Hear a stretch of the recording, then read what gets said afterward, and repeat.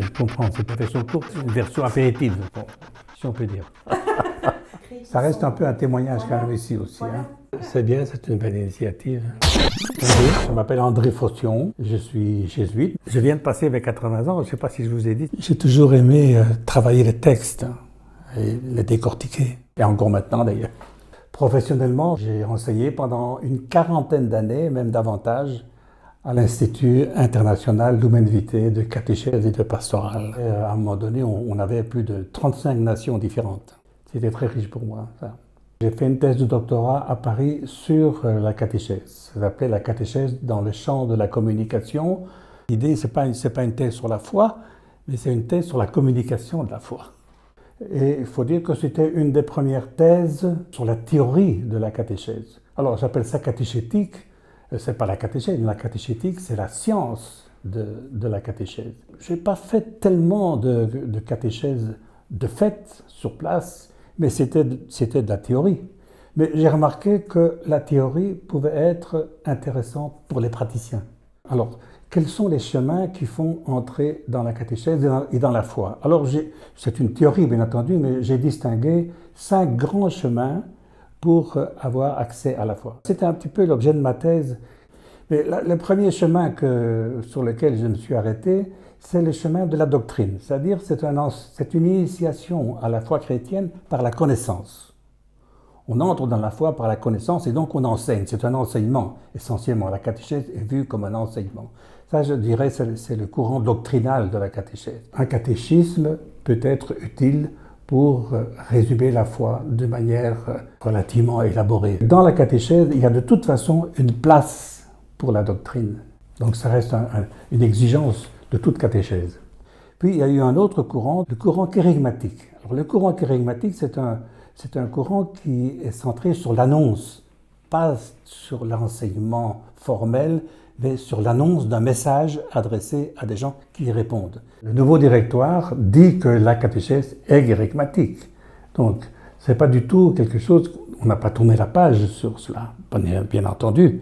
C'est toujours très actuel. Il n'y a pas de catéchèse qui ne soit d'abord une annonce de la bonne nouvelle du salut. Ça, c'est essentiel à toute catéchèse.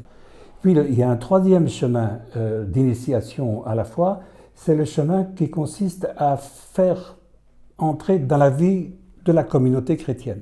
Donc, on apprend là, pas par l'enseignement, pas par l'annonce, mais par la participation à la vie d'une communauté, et c'est la vie de la communauté qui est catéchisante, en fait. Le catéchuménat est essentiellement cela, c'est une participation à la vie de la communauté en apprenant à partir de la vie de la communauté. Bien entendu, il y a aussi des contenus, il y a aussi un enseignement. Alors que le catéchuménat, au départ, était une pastorale d'exception, en fait. Il y avait quelques adultes qui demandaient à devenir chrétiens. C'était une pastorale d'exception qui finalement est devenue un modèle inspirateur de toute catéchèse. Donc il y a eu un renversement après le concile. Le catéchuménat est devenu inspirateur de toute catéchèse. Puis il y a un quatrième chemin qu'on peut distinguer, c'est une entrée dans la foi par une réflexion sur la vie. Il y a plusieurs manières d'exprimer le rapport entre foi et vie. C'est très embêtant de vivre avec quelqu'un qui a réponse à tout. Alors, si vous mettez la foi comme la réponse à toutes les questions, c'est embêtant. Une autre manière d'articuler foi et vie, c'est de dire ce qu'on vit dans la foi, ça accomplit la vie. Qu'est-ce qui peut dire, vous, parce que vous êtes chrétien, vous êtes accompli, vous, parce que vous n'êtes pas chrétien, vous n'êtes pas accompli? C'est pas très porteur comme signification. Donc il y a encore d'autres manières, c'est-à-dire que la foi rend compte de la vie et donne une intelligence à la vie, mais réciproquement, la vie peut donner une intelligence à la foi. Il y a encore un autre rapport entre foi et vie qui est peut-être le plus intéressant, enfin je trouve le plus intéressant, c'est de dire que la foi par rapport à la vie apporte des sens ou des significations nouvelles à laquelle on ne s'y attendait pas, qui sont inattendues, gratuites, qui ne sont pas nécessaires pour vivre, mais déterminants pour la vie. Il y a un autre courant encore que l'on peut distinguer, c'est le courant historico-prophétique. Dans le mot historico-prophétique, vous entendez le mot histoire. Alors, ce qui est nouveau par rapport à la catéchèse existentielle, c'est qu'ici, on ne part pas du vécu au sens la souffrance humaine, ou la mort, ou l'amour, mais on part d'événements collectifs. Ces événements, ils vont être l'objet d'une triple opération, en fait. Voir, juger, agir. Au fond, c'est la méthode du cardinal Cardijn, Joseph Cardijn.